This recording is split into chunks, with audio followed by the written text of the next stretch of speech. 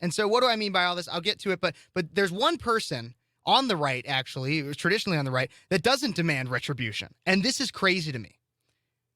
Donald Trump Jr., according to Fox News, Donald Trump Jr. opposes the Bud Light boycott, citing the company's donations to Republicans. So Donald Trump Jr. defended beer conglomerate Anheuser-Busch on his podcast last Thursday, urging listeners not to continue boycotting the company. Trump claimed that the company was, quote, too iconic to continue boycotting, and that the executives have learned their lesson. So here's the deal, he says. Anheuser-Busch totally S-word the bed with this Dylan Mulvaney thing. I'm not, though, for destroying an American iconic company for something like this. The beer company has faced intense criticism in recent weeks following the announcement.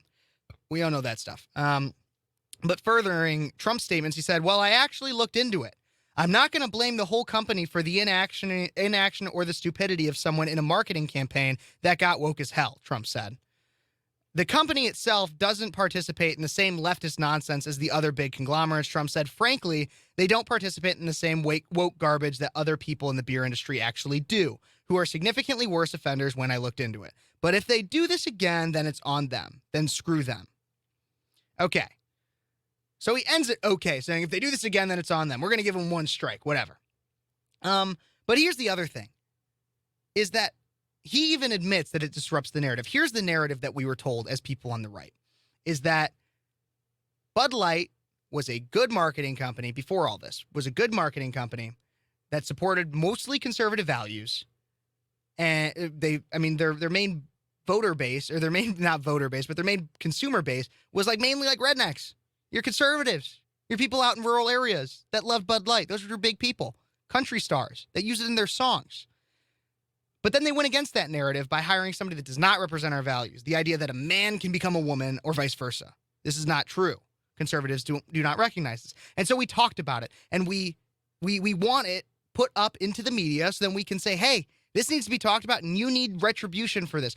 But to Donald Trump Jr., oh, no. We got to stop this. We got to stop going against them because of money. Because Donald Trump Jr. only cares about the money. He doesn't care about the values. He says, well, they donate to Republicans. They donate to Republicans. It's all going to be fine. This is all about money for him. What the heck? Because at one point they donated a little bit more to Republicans. We should still patronize them. Don Jr. only cares about money, and he cares about it more than his values or anybody's values. And he's willing to let it slide that Bud Light makes a mockery of women by endorsing a delusional man as an influencer. He's willing to let that slide because of a few dollars. I'm sorry, but my values matter to me a little bit more than money. Everybody, we will be right back with more Speechless on Cities 92.9, the news and talk of Bloomington Normal. Stay tuned. Got so much more to cover.